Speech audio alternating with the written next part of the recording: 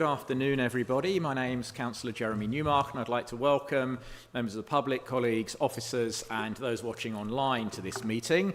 I'm chairing this afternoon's meeting, and to manage the business as efficiently as possible, I will invite people to speak one at a time to ensure their contributions are properly heard. Therefore, please do not speak unless invited to do so. Thank you in advance for your assistance. I think everybody in the room is familiar with the fire evacuation procedure. First item on our agenda is communications and apologies, and we have received apologies for absence from Councillor Richards, Councillor Shenton and Councillor Chalice. Agenda item 2, declarations of interest. Do any members have any interest to declare? There are none. Agenda item 3, speeches by non-cabinet members. Those attending the meeting are reminded that they may speak for a maximum of 3 minutes on any item on the agenda, with a maximum of 5 members per item and no more than 2 from any one group. We will try to be as flexible as possible. Agenda item 4, key decisions.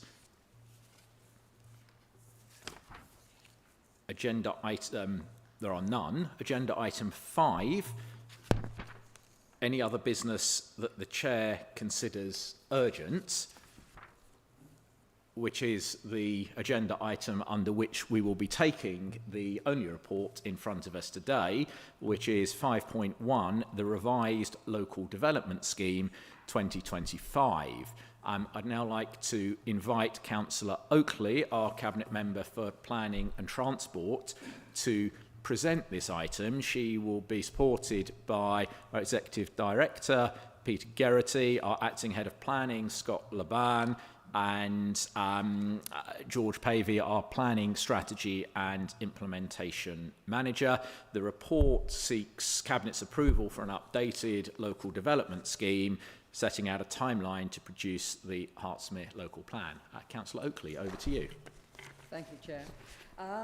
So, as you have just said, this is effectively our timetable for producing the draft local plan. The last time we produced one was November 2023, but there is a need for us to produce a new one because of the new government targets that we have. We were given a 12, we and in fact other local authorities in the same position were given a 12-week timeline in which to produce that, which finishes on the 6th of March. So what it effectively is our roadmap, how we're actually going to progress what is effectively an extended local plan in order that we fulfil the requirements for the new housing targets and all the associated infrastructure and employment land that we're actually going to need. Now, one of the reasons why we've obviously spent some considerable time producing this, and this also impacted on other local authorities as well, is that there was actually a lack of clarity over exactly what would be happening. So we had a lot of discussion on how we were going to approach this and how would be the best way in order to have a sound local plan. Now, we weren't eligible for transitional status. There was a series of criteria that needed to be fulfilled. We hadn't quite got to Reg 19, which was one of the requirements, and the previous administration had not left us with sufficient housing land either. So we have had to look long and hard at how we actually produce the LDS in order for it to be appropriate to what we needed to do with the local plan. Now, one thing that we are absolutely adamant about is that although we have a huge task in front of us, we are going to get it done during the 4-year administrative period that we have here, because that's what our residents want us to do. We were absolutely clear that we needed to do a draft local plan in as short a time as possible when we took the administration. We found the cupboard was bare, a phrase that I've used many, many times over the last 2 years. But we got that draft local plan out in 9 months. We rapidly reduced the number of comments and complaints about the local plan.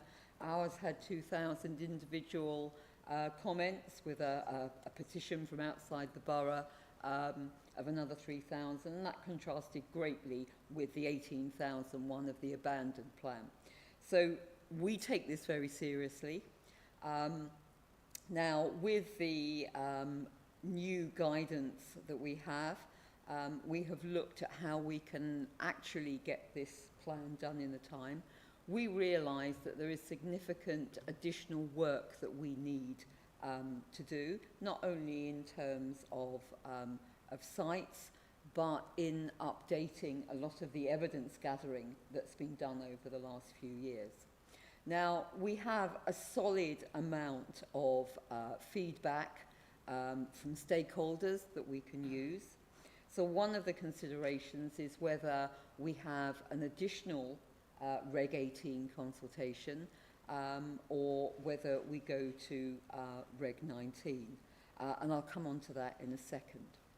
Now, we are effectively doing a kind of a staged LDS with gateways so that we can renew things. Things will change, things will evolve as we're doing this, and we need to be flexible enough in order to take all of that on board.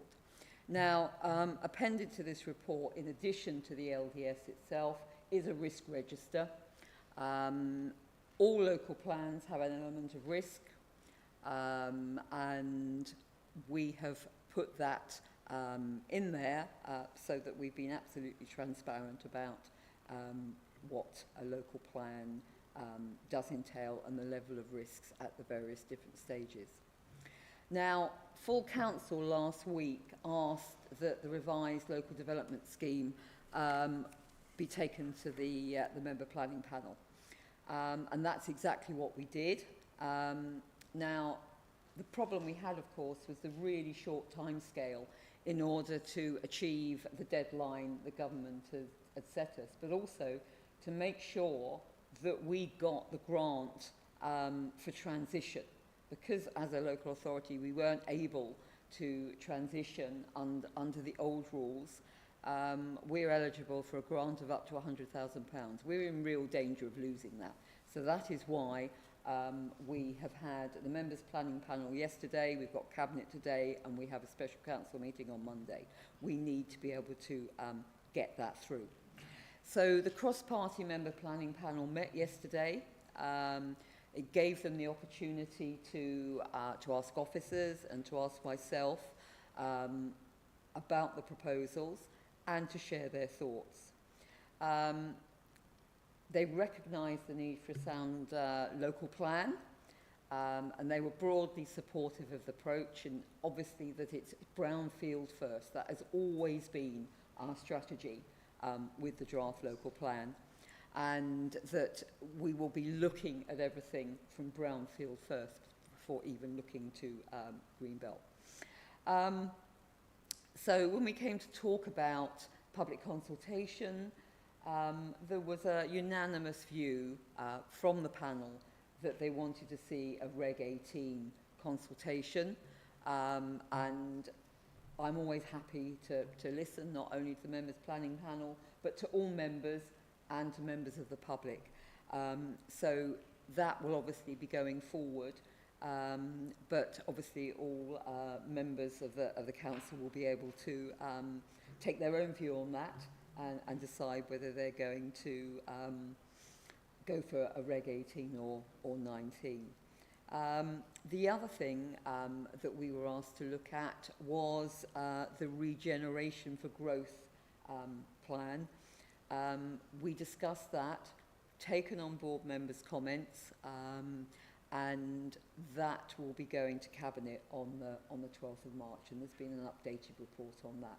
So I thank the members yesterday who attended. It was a welcome discussion from it.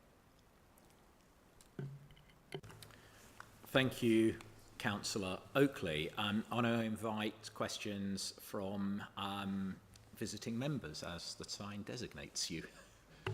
Thank you very much, Chair, and thank you very much, Councillor Oakley. Yes, the member planning panel was a very good opportunity to discuss the LDS. It's a shame that we couldn't discuss this at full council, and I just need to remind you, it's only because you decided to lump it with a regeneration item 11. We wanted to have the full discussion, and also from my group, and always with me as shadow member for planning, we understand the importance of getting a local plan. We want to do all we can to work together with the administration, the coalition, to make sure we get a local plan, but we want to make sure it is a realistic local plan, not just ambitious, but realistic, and one that doesn't waste taxpayers' money. We need to ensure that we take residents on this journey.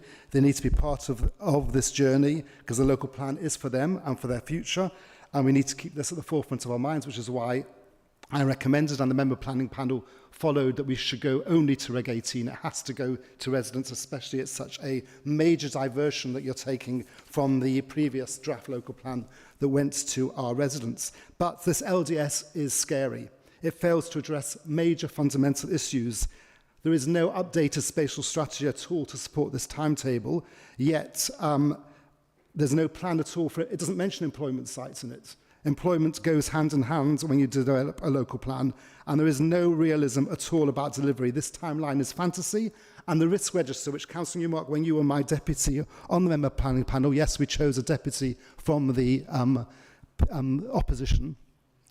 You used to go on about risk register. Have you looked properly at this risk register? And are you happy with it? This is the scariest risk register I've ever seen. We have never seen a risk register with so many red items, even with mitigation reds. And this shows the risk we are taking with our council taxpayers' money, our residents' money. We are asking them to provide and produce a local plan in an unrealistic timetable. The government even say that it's 30 months. We're trying to show it's going to be 12 months. We're going to be spending millions on using consultants, whereas it's not going to be done in 12 months. It's going to take at least 2.5 years. Mark my words, because I think it will come back to haunt your administration. There is no chance the work that needs to be done on this local plan. And also regeneration, you talk about it's going to be brownfield first. Well, of course it is. That's what the MPPF expects. The MPPF say it has to be brownfield first. But the MPPF also says, and this is where you need to be honest with our residents, and why we need a Reg 18, it also says you have to consider grey belt. Grey belt will be released for certain, and our residents need to know which sites are going to be released on their grey belt, because it's with 1,000 homes, this new government, the 43% increase in Hertsmere's housing targets by your party is going to certainly mean that we are going to be releasing quite a bit of grey belt, but it's actually not called grey belt, because as you see in the new papers today, it's still part of green belt. Grey belt will be part of green belt, and you will be releasing lots of green belt. So I just would like you to be realistic with the delivery. I don't believe the timeline is realistic, and I don't believe the money we're spending is the right amount of money, but we do need a local development scheme in a realistic timetable. Thank you very much. Thank you, Councillor Cohen. Councillor Bright.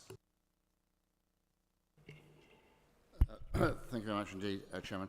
Look, I'm not going to repeat everything that was said by Councillor Cohen. He knows his stuff. He's been on top of this for the last 8 to 10 years, and it's all very well. Councillor Oakley keeps talking about the cupboards was bare. I don't know what cupboard she's looking in, but bearing in mind the amount of work that was undertaken by officers in the run-up to the Shelford local plan and the amount of work that was still available to be accessed for you guys to start working on your draft local plan for 6 months later, there certainly was stuff in the cupboard that we were looking at, and officers too.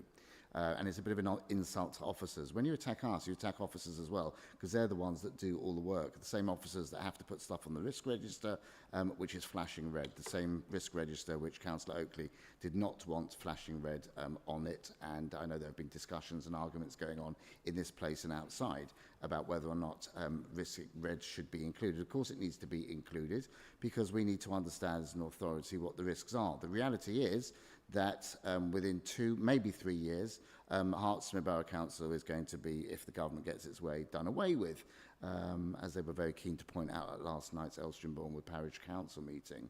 And that's okay if that's what the government's plans are, but rather than us having a pop at each other, saying, well, you didn't do this and I didn't do that, and the Conservatives didn't leave us enough land. You said, you didn't leave us enough land. Well, it's not our land to leave you. And we're going to go brownfield, but we know this is going to go greenbelt, and also we know that it's not going to happen in a year.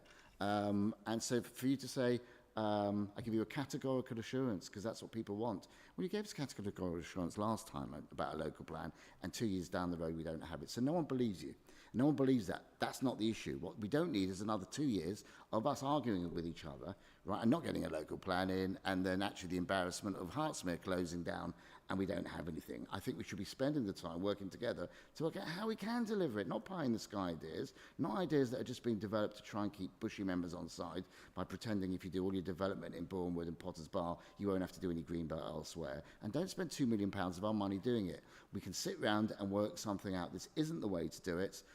And it's a shame that we could be renowned for saying, we told you so, we told you so. We don't want to keep saying we told you so. We've done that, we've been there. Residents, as you say, deserve better. And I think with the 2 years that we've got left, we do have an opportunity. Sadly, unfortunately, this is not it. And one question I do have for Councillor Oakley is, I think it was great that the member planning panel met, and I heard that it was cross-party support for going to Reg 18. But what's your view of Reg 18? Will you be recommending to Council that we do go out and ask our people what they want, or will you be trying to push it through without?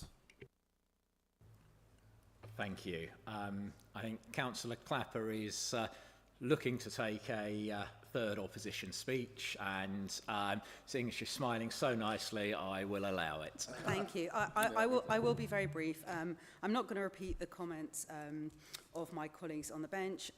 Just wanted to thank you because, you know, obviously we felt that this is quite a big decision, quite a big financial decision and quite a big decision for the future of Hertsmere. So I hope you can understand why we wanted a separate meeting about it. And I'm really pleased that we're going through the process where we are going to have a separate meeting and there will be proper discussion, cross-party and proper scrutiny. Really welcome the fact there was an MPP panel yesterday and everyone had a chance to discuss it. And even more so, I really welcome your comments, Councillor Oakley, that this will be going out to Reg 18, because I think it's really important that the community have an opportunity to discuss it. I suppose my only question for you is this latest kind of planning guidelines from the government with regards to grey belt. How exactly do you see that working? I mean, what do you see the new definition to be? I wonder if you could explain how you kind of understand that policy, if possible. Thank you.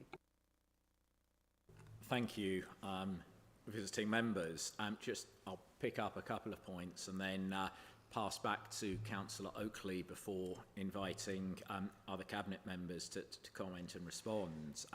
You know, Councillor Cohen, it's true that initially you appointed a member planning panel deputy chair from another party, and it's true that he asked difficult questions, but I think the questions must have got a little bit too difficult because you then abolished the post of deputy chair, and then shortly after shelving the local plan, you abolished the panel itself.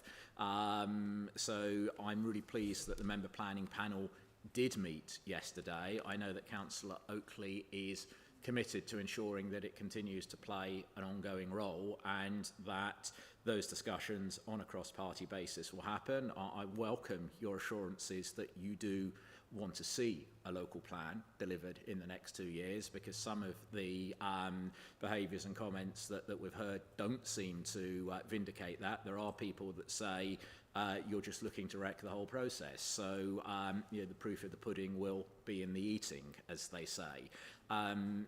You know, I think that, as Councillor Cohen knows, he has been involved in these issues for 8 to 10 years. Any risk register in relation to a local plan is going to be inherently risk-laden. Local plans are a risk-laden process.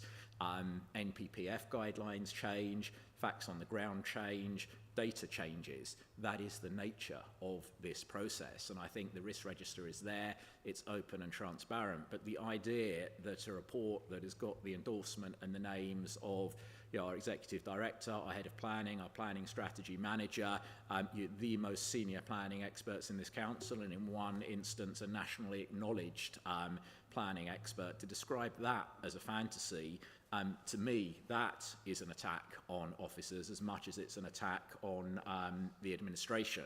So, you know, this hasn't simply been dreamt up on the back of an envelope. There has been significant expertise, guidance and wise counsel injected into this. And I do think that whilst it's completely legitimate to sort of take issues and posit alternative opinions, to simply dismiss it as a fantasy when it has that weight of authorship behind the report is not a credible or dignified position at all. Councillor Oakley. Thank you, Chair. Reg 18, yes, it's up to members to make a decision on that. It's not for me to do that, but I will be supporting Reg 18. So that's the first point. The second point for Councillor Clapper, well, grey belt, well, PDL and paragraph 143. I'll let you read it.